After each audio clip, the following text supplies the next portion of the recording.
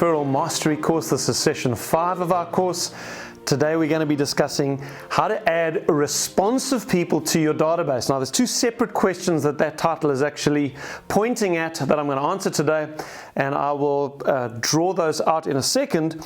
Before we get into today's session, however, as always, I want to do a little recap of where we've been, and we're going to use the apple tree diagram to do that. And this kind of represents where you should be if you've been keeping up with the homework or the steps toward mastery, as I'm calling them, over the previous 4 sessions. This is kind of where you should be at by now. And on our apple tree diagram, you'll see that the apples, the things that we're trying to cultivate with our whole system, are repeat and referred leads. And of course, just like apples come from apple trees, leads, repeats, and referrals come from people. And so the apple tree represents your database. And I said to you that there are 4 steps in getting your database organized initially. The first step was to build your list. That's to make as big a list of every human being on the planet that you know, as big a list as possible. Once you've made your big list, you then go through it with a highlighter or on an Excel spreadsheet, and you highlight every person that you think is one of the 300 most likely people to refer you or to use you themselves. Those 100 to 300 people we are calling your advocates, and that's really the main database that we're going to be focusing on with our referral system. Everybody behind that who didn't make it onto your advocate list goes on to what we call your B list or your big list, and that together with your advocates are just going to get your monthly newsletter. Those B list people are not going to get the further communication, the phone calls, the handwritten notes, and all the other stuff I'm going to be teaching you. And then you may have also deleted a few people off your database. Now that was the whole of the second point on the apple tree there, was to sort the database. Once it's sorted, you then capture that database onto some kind of contact management system. Now just to see if you can get what I'm about to say. Your advocates are going to need to go on a CRM system, because you're going to need to be tracking all of your contact with those people, track your conversations, track the different touch types which you're meant to be having with each one of them. And that CRM system is going to have to tell you at the beginning of every week, or potentially even every morning, who are the people you need to contact today, and you just need to keep up with that. All of that is what a good CRM system will do for you. So the advocates go on a CRM system, but your B list, together with your advocates as well, what do they get? They get the monthly newsletter, and that's by email. And so that big B list with your advocates, the whole list, needs to go onto some kind of bulk email service provider. Now, if you've got a good CRM system, you can also send bulk email from the CRM system itself. So you're going to, in that case, you will just put your database, you'll only need to put it in one place on your CRM system. But there may be CRM systems that you use that don't do bulk email or don't do bulk email well enough. Now, just the reason I'm going into this now is because this is going to become important when we get into the discussion that we're going to have today. Because I'm going to show you some advanced bulk email functionality today called drip campaigns. And for that, I use MailChimp. MailChimp, as you probably know, is probably the most well-known of the bulk email service, or they're called autoresponders. And it's got some amazing functionality that maybe your your CRM system doesn't have. And so in the case of a lot of the agents in my team, they actually run their database in 2 places. They have got their database on our CRM system, but then they also, if they want to run advanced email campaigns, they use a different autoresponder system like MailChimp to do all of their emails. And in that case, you're going to need to just duplicate your databases in 2 places. Okay, so we're looking at our apple tree, and that 3rd step was to capture your database onto your CRM system. The 4th step was then to actually get on the phone through all of your advocates and prime them using the first of the 6 dialogues that I've taught you, called the Database Primer Dialogue. And that was that dialogue where we phoned them and we said, hey, I've recently made a decision to build my business exclusively by referral, and part of that means giving great service to my clients, but also keeping in touch better with my past clients.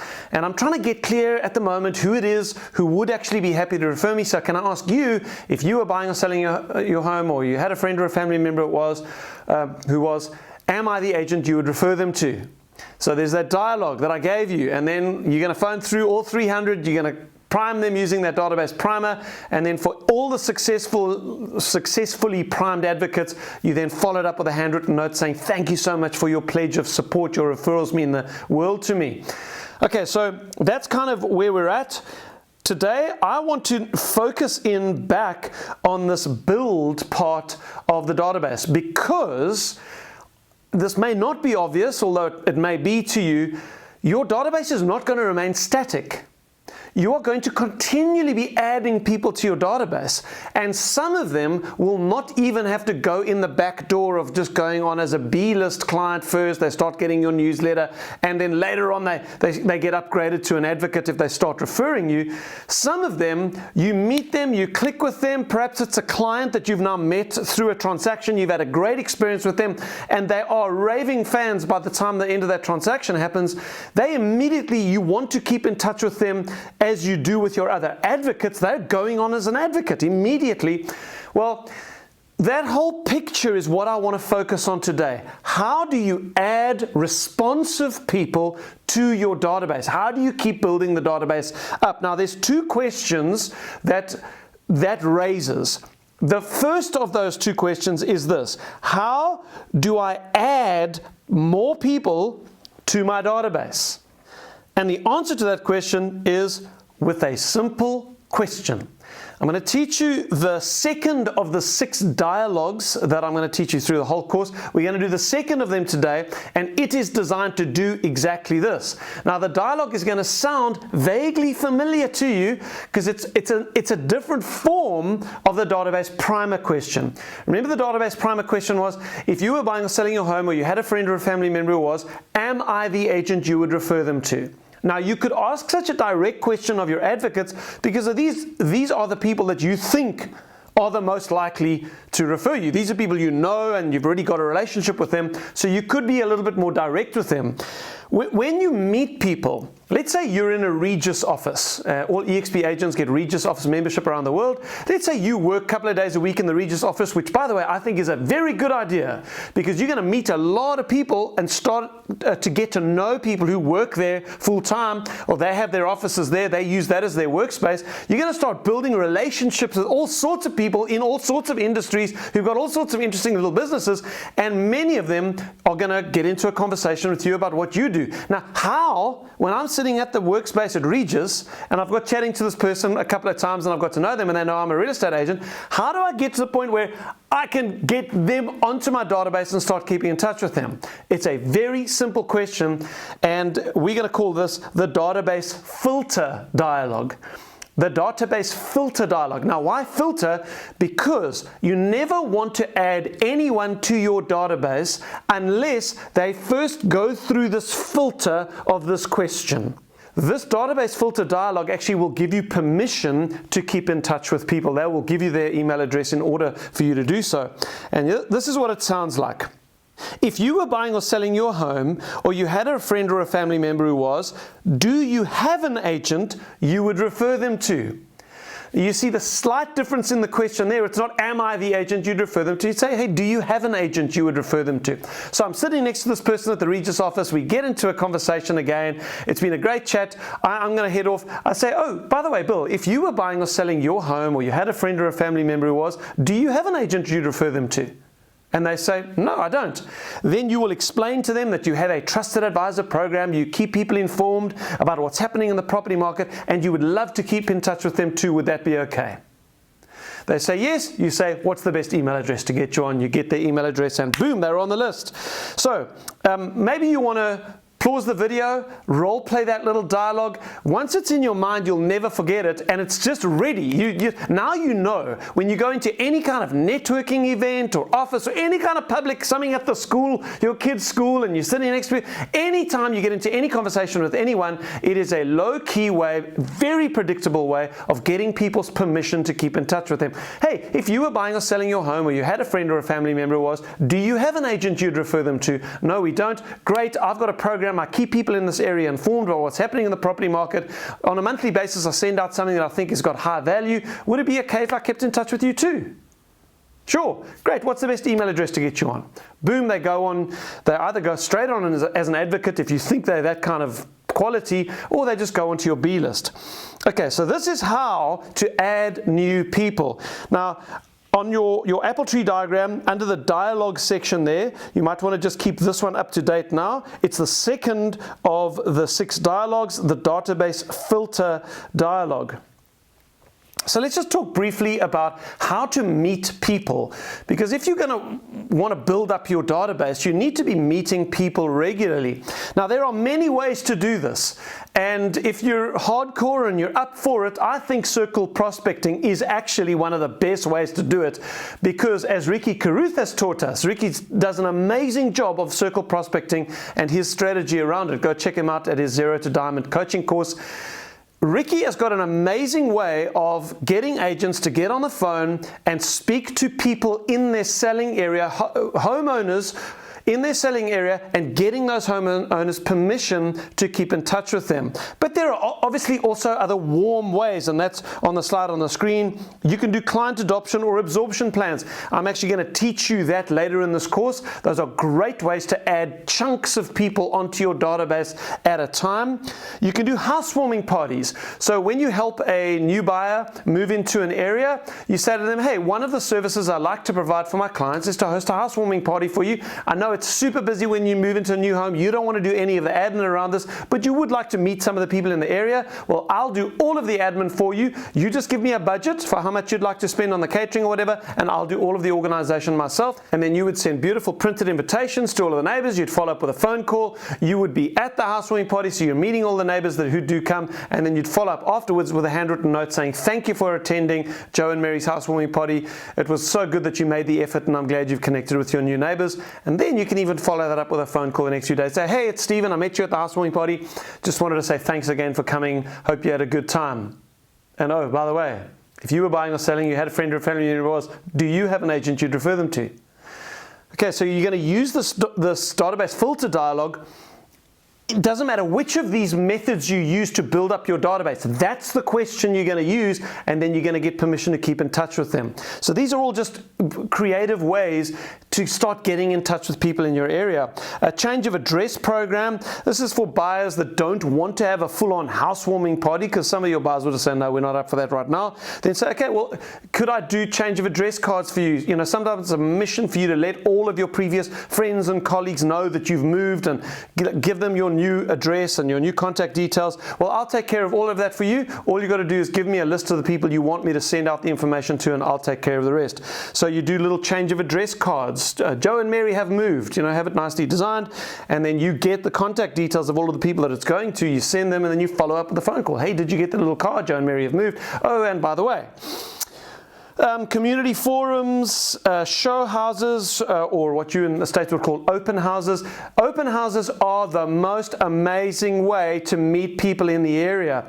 There are all sorts of clever techniques, like Randy Dick's technique of having a private kind of invitation-only open house before the main open house that only the neighbors get invited to. And that's where he says he meets all of the neighbors by inviting them to this invitation-only exclusive kind of pre-event event.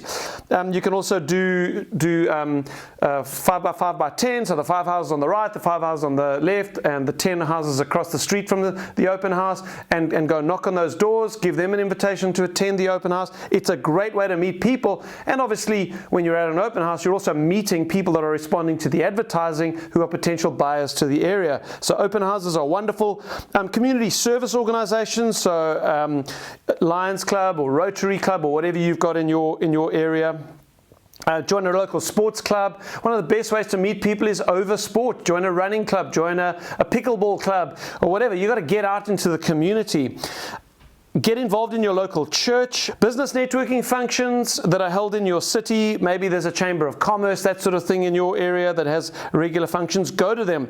Networking organizations like BNI, Business Networking International. It's a networking group where only one person from each profession is allowed in any chapter. And I know many of you watching this video are actually BNI members, and those have been a very fruitful source of referrals for you. Well, keep it up. And if you haven't looked looked at BNI, I think it's worth looking up. Join a local BNI chapter, Chamber of Commerce, children's school functions, sit on committees, get involved in your children's schools, and be present and involved at all community events. So if there's a fun run or a charity drive, you can be involved in those sorts of things or even organize them. This is a difficult conversation for those of us who are introverted by nature, but the fact of the matter is, if you want to work by referral, you have to develop the trust and respect of a relatively large group of people, 300 advocates, and be in regular communication with them. And if you don't have that number of people to keep in touch with, you have to find a way to add people. You've got to find a way to grow your database. Unfortunately, there's no way around that. So look through these, think about it, come up with a couple of strategies that you think will work for you and give yourself to them so that you can start building up the database. And every time you're meeting someone new, you're asking them that question. Oh, by the way, if you were buying or selling your home, or you had a friend or a family member who was, do you have an agent you'd refer them to? Okay. That's the first question answered. So how do I add new people to my database? Now, the second question that this whole subject raises is how to build critical mass quickly.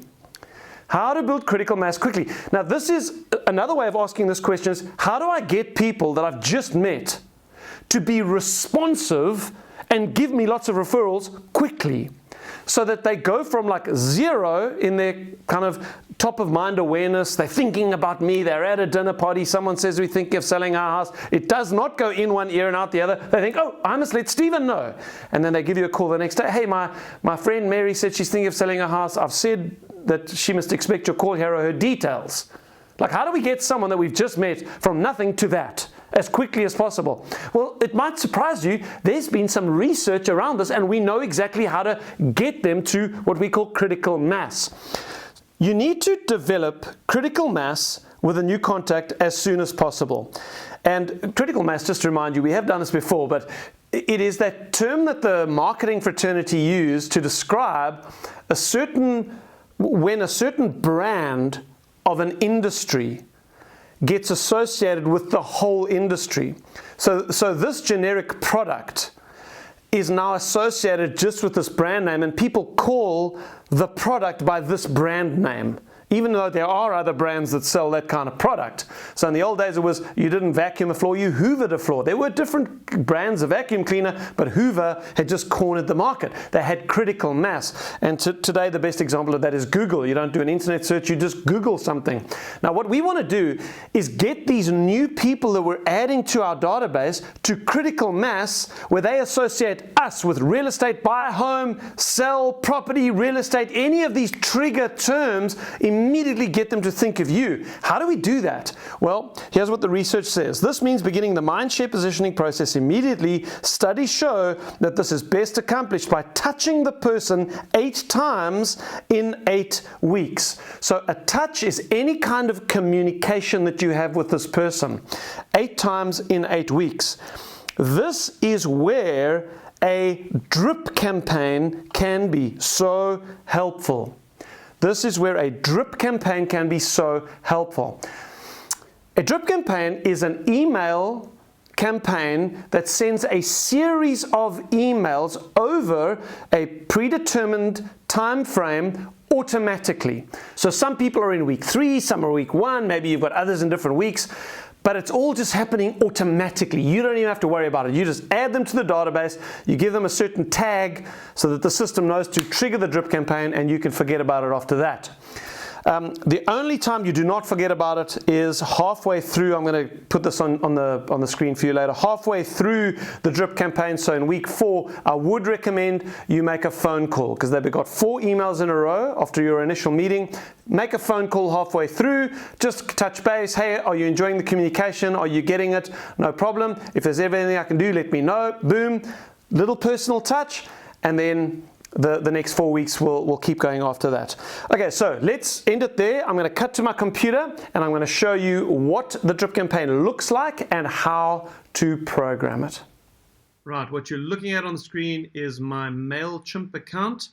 And again, you don't have to use MailChimp for this. You can kind of do some research on your own CRM system and see if they've got this functionality, but this will communicate the point well. So under the automations tab, you'll see there's the thing called journeys. That's what MailChimp, in their case, that's what they call drip campaigns. They call it journeys. So I'm going to click on all journeys, and you'll see that there are a few journeys that I've got pre-programmed into my system already. So I'm going to show you this one, Francesca's intro drip campaign. So my daughter, Francesca Johnston, is an EXP agent, and we built a very good 8 email in 8 week drip campaign, as I've taught you on this session.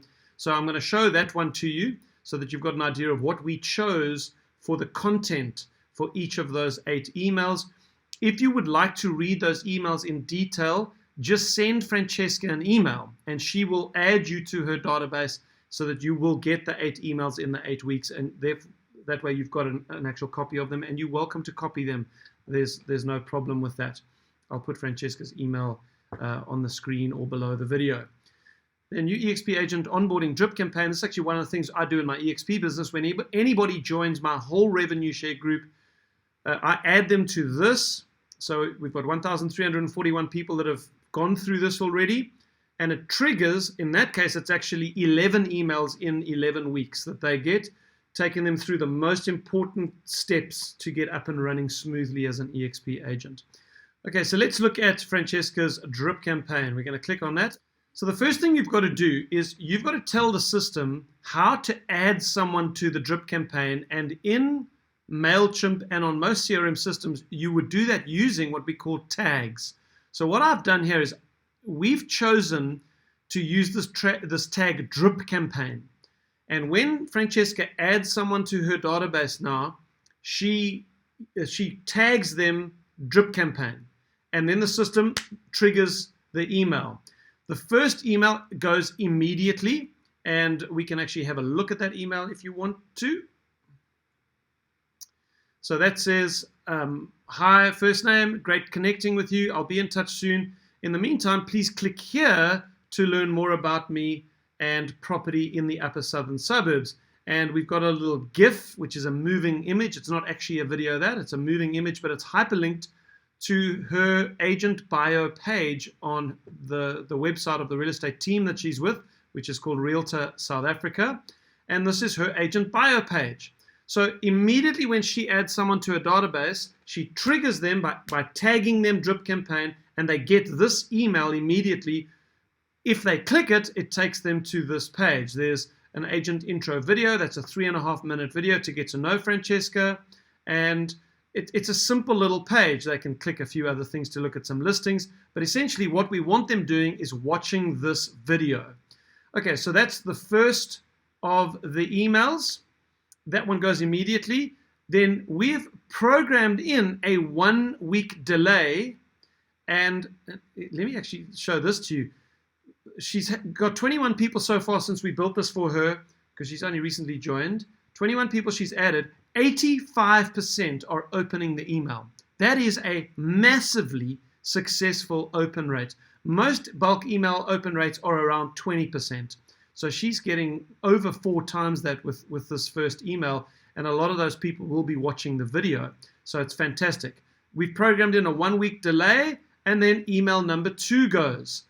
Email number 2 is a welcome to the southern suburbs. So let's have a look at that email. Welcome to the upper southern suburbs. It's a huge privilege for me to help families buy, sell, and settle in the southern suburbs of Cape Town.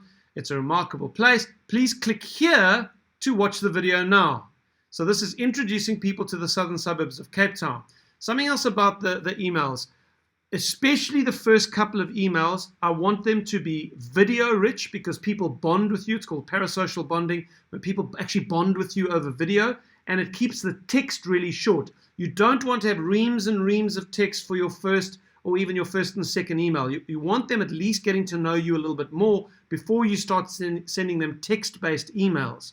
As you're going to see in Francesca's case, all of the rest of her drip campaign, the other 6 emails, are all text-based. But the first 2, we went to the effort to get some really good footage.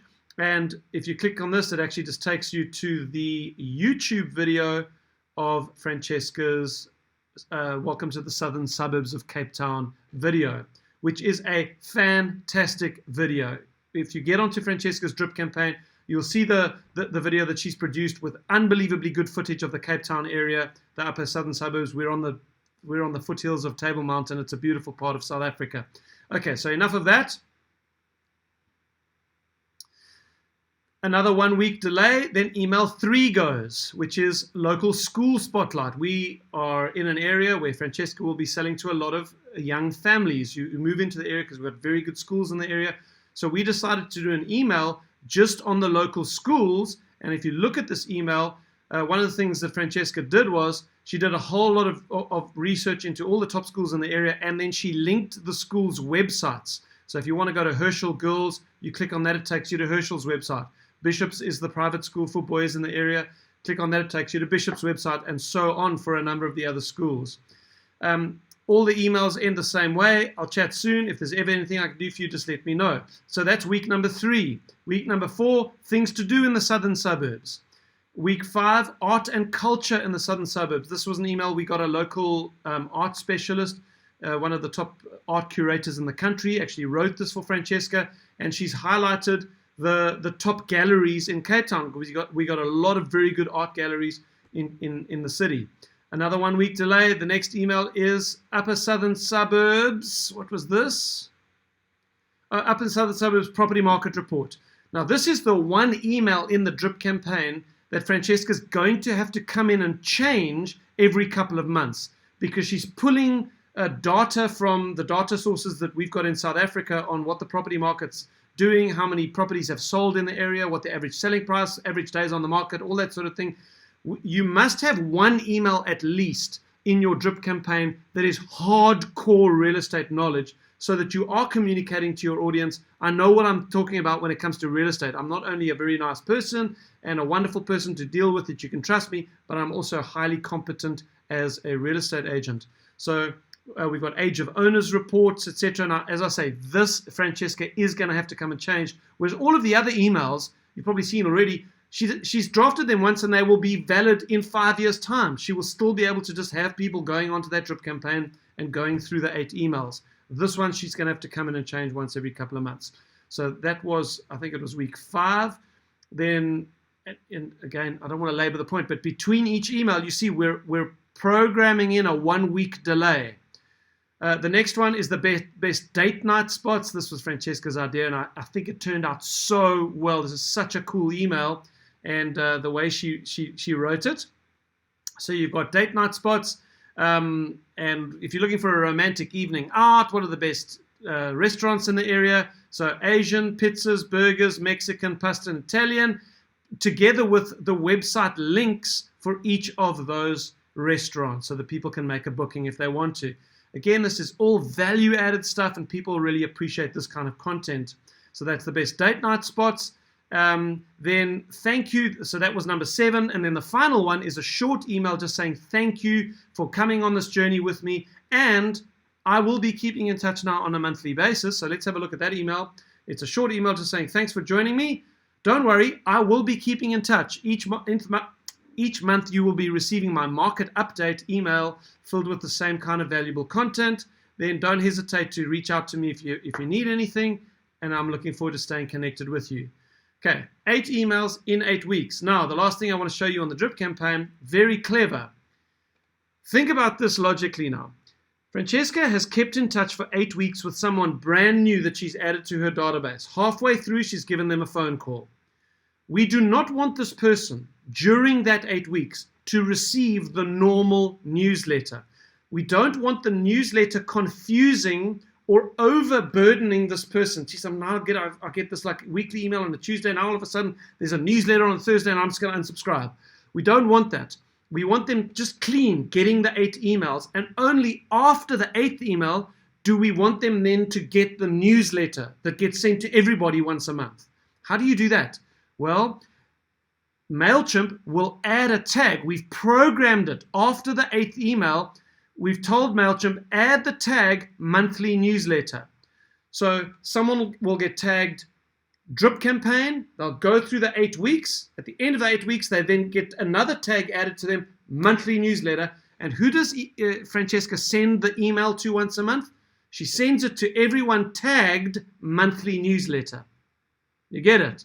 That way, the people who are still on the drip campaign will not get the newsletter until they're finished. It's a brilliant little system. Okay, so that should be enough for you to have a look at how to do this. Go and look at your own CRM system, poke around, see if you can find the functionality, because if you can do it using your CRM system, all the better. It means you don't have to take out a separate membership on MailChimp. So yeah, back to our studio footage, and we're going to close off today's session by looking at a couple of other important points and then the steps toward mastery for the next 2 weeks. All right, fantastic. Hopefully that makes sense to you and you're excited about programming your own drip campaign. Just a few points before we close with our steps toward mastery. Using your CRM system, schedule a phone call halfway through the drip campaign. Now just remember, that's important because if you want to work by referral, you can't just be sending people stuff. The written communication, you've got to combine written communication with personal contact. That's why we do the phone call halfway through. And I say using your CRM system, because your CRM system should have the functionality for you to be able to program a phone call so that 4 weeks later, boom, you get an email, your task list for the morning from your CRM system says, phone these 10 people. Okay, steps towards mastery. Number 1, finish calling through all your advocates and prime each one using the database primer dialog.